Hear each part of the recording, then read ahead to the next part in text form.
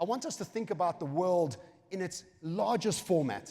And for us to realize that we are going through the largest transformation that any of us have ever experienced. And I'll hazard to say that any human has ever experienced. And transformation always has three phases. No matter how small the transformation we're going through, just moving suburbs, moving houses, moving jobs, moving careers, or the massive transformation we're going through now always has the same three phases. The first phase is sadness. Sadness to leave the shore of familiarity. Sadness to leave our comfort zones, and often sadness to leave the identity we've developed over the last 10 or 20 years.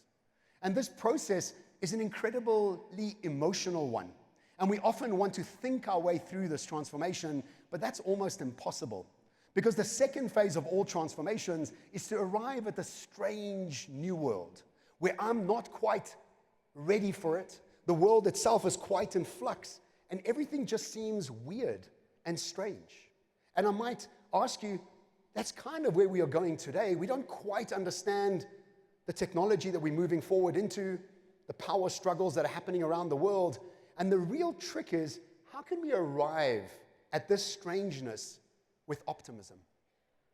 And often what we do is we arrive at strangeness with trepidation, with fear, with anxiousness. And what I want us to think about is, how do we process the emotions to allow us to show up at uncertainty, at strangeness and the unknown with deep levels of curiosity, fascination, and this keen need to look forward into the certain uncertainty with optimism? And because this is not an intellectual process and it is an emotional one, the quote from C.S. Lewis says it best. He says, "I sat with my anger long enough until she told me her name was grief."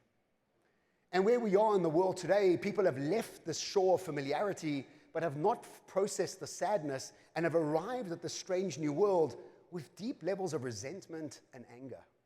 And we see this in the political structures around the world. We see this in the educational systems around the world. We see this in all sorts of institutions all around the world. This is not just unique to us in this conference hall. And the third phase of all transformations is again arriving at some level of adventure where we have wind in our sails and again understand the game and we are well equipped for it. And if I had longer with you, I'd explain to you that we're a good 5 to 10 years away from this adventure.